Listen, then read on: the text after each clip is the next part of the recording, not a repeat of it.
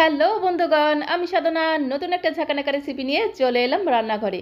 আজকে আমি তোমাদের সাথে শেয়ার করব পপুলার একটা স্ট্রিট ফুড মোগলাই পরোটা, যেটা হবে সম্পূর্ণ নিরামিষ।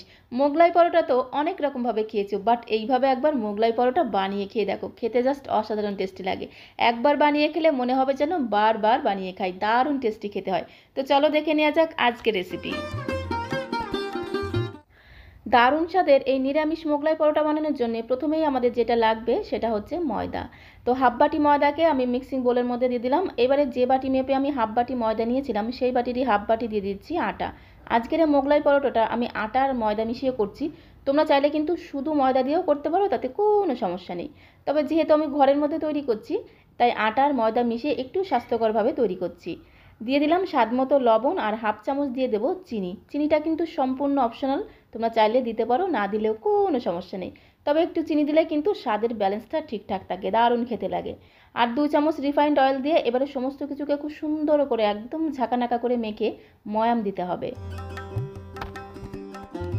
তো দেখো খুব সুন্দর করে ময়ামটা মেখে নিয়েছি। এখন অল্প অল্প করে নর্মাল জল দিয়ে একটা ডো আমাদের বানিয়ে নিতে হবে। একবারে কিন্তু বেশি জল দেবো না, অল্প অল্প করে জল দেবো। তারপরে হাত দিয়ে খুব সুন্দর করে চেপে চেপে ঠেসে ঠেসে মেখে মেখে ঠিক এই রকম একটা ডো আমাদের বানিয়ে নিতে হবে। ডোটা কিন্তু একদমই রেডি হয়ে গেছে। উপর দিয়ে একটু ঝাঁকানাকা করে সাদা তেল লাগিয়ে নেব, তাহলে ডোয়ের উপরটা একদম সফট থাকবে, শুকিয়ে যাবে না। এখন ডোটাকে ধামা চাপা দিতে হবে, মানে ঢাকনাটা বন্ধ করে 10 মিনিটের জন্য রেস্টে রেখে দেবো। ততক্ষণে একটা স্পেশাল পুর আমরা রেডি করে নেব। তার জন্য এখানে কিছু সবজি নিয়েছি, সেটাও আমি তোমাদের দেখিয়ে দিচ্ছি। এখানে একটা মিডিয়াম সাইজের আলুকে একদম ঝিরিমিরি করে কুচিয়ে নিয়েছি, 4-5টা কাঁচা লঙ্কা কুচিয়ে নিয়েছি, একটা গাজরের অর্ধেকটা কুচিয়ে নিয়েছি, আর নিয়েছি একটা ক্যাপসিকামের অর্ধেকটা কুচিয়ে নিয়েছি। বেশ কিছুটা বাঁধাকপি একদম ঝিরিমিরি করে কুচিয়ে নিয়েছি। তোমরা তোমাদের পছন্দ মতো সবজি এখানে অ্যাড করতে পারো, তাতে কোনো সমস্যা নেই। সমস্ত সবজিগুলোকে এইভাবে একদম ঝিরিমিরি ঝিরিমিরি করে কুচিয়ে নিতে হবে। এখন এই সবজিগুলোকে রান্না করে নেওয়ার পালা, তার জন্য চলে আসতে হবে কড়াইয়ের কাছে।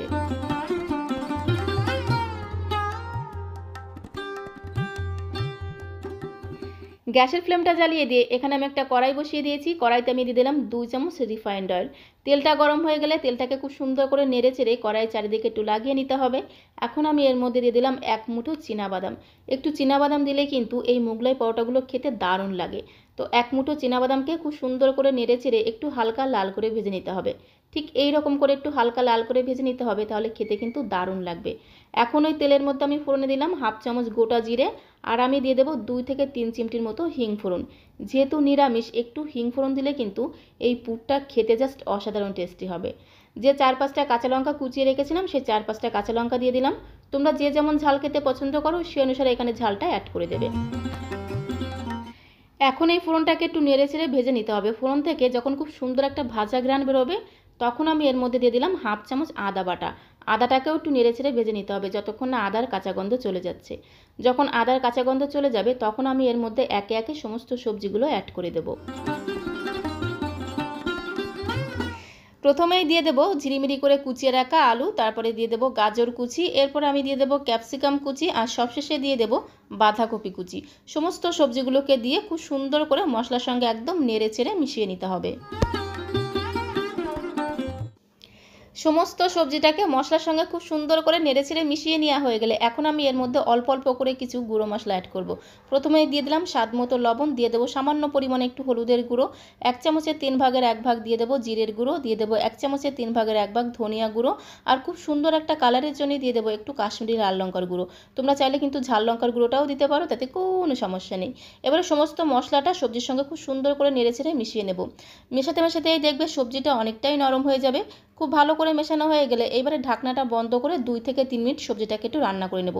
খুব বেশি সবজিটাকে ভাজা ভাজা করব না, হাফ ভাজা করে নেব, তাহলে খেতে আরও বেশি ভালো লাগবে। তো এখন আমি তোমাদের 2 থেকে 3 মিনিট পরে দেখাচ্ছি।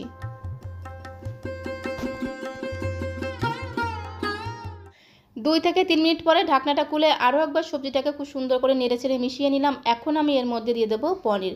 এখানে প্রায় 50 থেকে 60 গ্রামের মতো পনির আছে। পনিরটাকে একটা গ্রেটার দিয়ে খুব সুন্দর করে একদম ঝাঁকানাকা ঝাঁকানাকা করে একটু গ্রেট করে দিতে হবে। একটু পনির দিলে কিন্তু এই পুরের টেস্টটা জাস্ট মুখে লেগে থাকার মতো হবে, অসাধারণ টেস্টি খেতে হবে। তো এখন আমি এর মধ্যে দিয়ে দেবো সেই ভেজে রাখা চীনাবাদামগুলোকে। চীনাবাদামগুলো দিয়ে দিলাম। চীনাবাদামের মধ্যে যদি গোটা গোটা থাকে এইভাবে একটু ভেঙে ভেঙে দেবে, তাহলে খেতে আরও দারুণ লাগবে।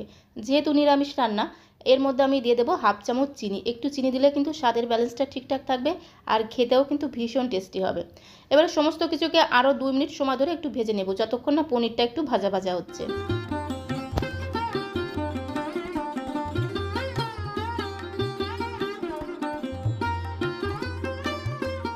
তো দেখো আরও 2 মিনিট সময় ধরে সবজিটাকে একটু ভাজা ভাজা করে নিয়েছি, পনিরটাও কিন্তু একটু ভাজা ভাজা হয়ে গেছে। আর এই সময় দেখবে খুব সুন্দর একটা ঘ্রাণ পাবে। সবশেষে এর মধ্যে আমি দিয়ে দিলাম হাফ চামচ গরম মশলা। গরম মশলাটা দিয়ে খুব সুন্দর করে নেড়েচেড়ে সবজির সাথে মিশিয়ে নিয়েই কিন্তু সবজিটাকে নামিয়ে নিতে হবে। সবজিটাকে কিন্তু খুব বেশি ভাজা ভাজা করা যাবে না, আধ ভাজা করতে হবে, তবেই কিন্তু খেতে বেশি টেস্টি লাগবে। তো সবজিটা ভাজা হয়ে গেছে, এখন একটি প্লেটের মধ্যে নামিয়ে নেব। তো দেখো সবজির পুরটা কিন্তু একদমই রেডি হয়ে গেছে। আর এই পুরটা খেতে জাস্ট মুখে লেগে থাকার মতো টেস্ট হয়, দারুণ টেস্টি খেতে হয়। এখন আমরা একটা ময়দার ব্যাটার রেডি করে নেব। তার জন্য একটা ছোট্ট বাটির মধ্যে 1 চামচ জলের মধ্যে 1 চামচ ময়দা দিয়ে এইভাবে চামচ দিয়ে খুব সুন্দর করে একদম ঘোটানাটা করে মিশিয়ে ঠিক এই রকম একটা ব্যাটার আমাদের তৈরি করে নিতে হবে। ব্যাটারটা কিন্তু একদমই রেডি হয়ে গেছে। আর এদিকে দেখো 10 মিনিট হয়ে গেছে। যে ডোটা আমরা মেখে রেখেছিলাম, 10 মিনিট পরে ঢাকনাটা খুলে আরও একবার হাত দিয়ে চেপে চেপে ঠেসে ঠেসে ডোটাকে আরও একবার মেখে নিতে হবে।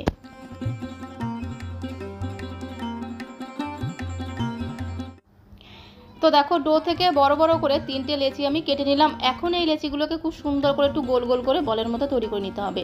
এখন লেচিগুলোকে বেলে নিতে হবে। তার জন্য একটা বেলুন চাকিতে বেশ কিছুটা ময়দা ছড়িয়ে দিলাম। এখন একটা করে লেচি নেব আর খুব সুন্দর করে বেলে বেলে একটা বড় রুটি আমাদের তৈরি করে নিতে হবে। আর এই রুটিটা খুব বেশি পাতলা হবে না, আবার খুব বেশি মোটাও হবে না। তো একটা বেলনি দিয়ে খুব সুন্দর করে একদম ঝাঁকানাকা করে এইভাবে একটু বেলে নিতে হবে। তো বন্ধুগণ, আজকের রেসিপিটি ভালো লাগলে প্লিজ একটা লাইক করে দিও। নতুন বন্ধু হয়ে থাকলে অবশ্যই চ্যানেলটিকে সাবস্ক্রাইব করে দিও, যাতে যখন এরকম সুন্দর সুন্দর নতুন নতুন ভিডিও আপলোড করব সঙ্গে সঙ্গে নোটিফিকেশন আগে তোমার কাছে পৌঁছে যায়। তো দেখো ঠিক এইরকম একটা বড় রুটি আমি বেলে নিলাম। আর যে সবজির পুরটা আমরা রান্না করে রেখেছিলাম সেখান থেকে বেশ অনেকটা পরিমাণে সবজির পুর নিয়ে রুটির মাঝখানটা এইভাবে একটু ছড়িয়ে দিতে হবে। কাজটা আমি হাত দিয়ে করছি, তোমরা চাইলে কিন্তু চামচ দিয়েও করতে পারো, তাতে কোনো সমস্যা নেই। তো অনেকটা পরিমাণে সবজির পুর নিয়ে রুটির মাঝখানে এইভাবে ছড়িয়ে দেবো। আর যে ময়দার ব্যাটারটা আমরা রেডি করে রেখেছিলাম সেখান থেকে ময়দার ব্যাটার নিয়ে এইভাবে রুটির সাইড থেকে একটু লাগিয়ে নিতে হবে, তাহলে রুটিটা ভাঁজ করতে সুবিধা হবে।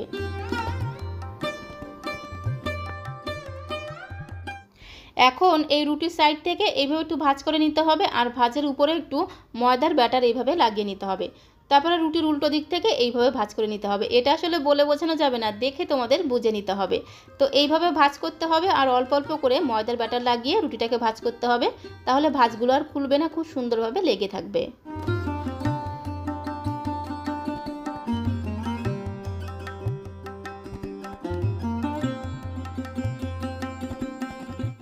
তো দেখো এইভাবে খুব সুন্দর করে মুখটাকে চেপে চেপে আটকে নিলেই কিন্তু মুগলাই পরোটা তৈরি হয়ে যাবে। তো এইভাবে কিন্তু প্রত্যেকটা মুগলাই পরোটা তৈরি করে নেব। তোমাদের সুবিধার জন্য আরও একটা মুগলাই পরোটা আমি বানিয়ে দেখাচ্ছি। তো প্রথমে এইভাবে একটা বড় রুটি বেলে নিতে হবে। তারপরে যে সবজির পুরটা আমরা রান্না করে রেখেছিলাম সেখান থেকে বেশ অনেকটা পরিমাণে সবজির পুর নিয়ে সবজির পুরটাকে রুটির মাঝখানে একটু ছড়িয়ে দিতে হবে।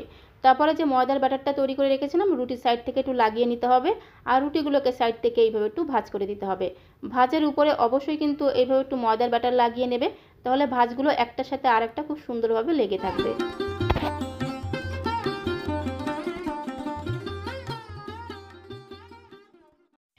তো বন্ধুগণ, মুগলাই পরোটা তো অনেক রকমভাবে খেয়েছো, বাট এইভাবে একবার নিরামিষ মুগলাই পরোটা বানিয়ে খেয়ে দেখবে, খেতে জাস্ট অসাধারণ টেস্টি হয়। তো দেখো ঠিক একই রকমভাবে আরও একটা মুগলাই পরোটা আমি বানিয়ে নিলাম। এখন এগুলোকে ভেজে নিতে হবে, তার জন্য চলে যেতে হবে ওভেনের কাছে।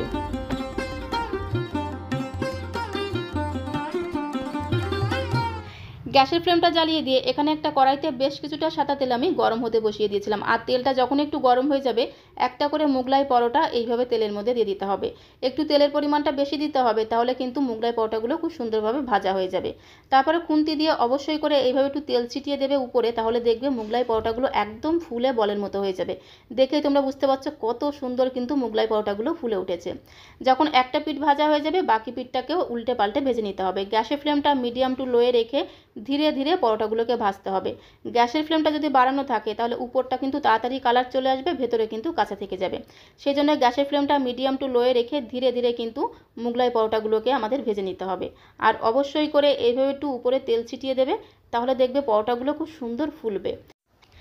তো দেখো একটা মোগলাই পরোটা ভেজে নিয়েছি, আর দেখতে দেখো কতটা সুন্দর লাগছে। দেখতে যতটা সুন্দর, খেতে কিন্তু তার থেকে অনেক অনেক গুণ বেশি টেস্টি হয়।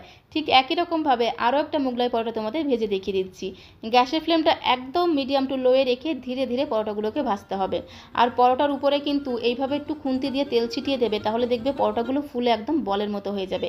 একটা পিঠ ভাজা হয়ে গেলে বাকি পিঠগুলোকে উল্টে পাল্টে এইভাবে একটু হালকা লাল করে ভেজে নিতে হবে। একটু ধীরে ধীরে সময় নিয়ে ভাজতে হবে।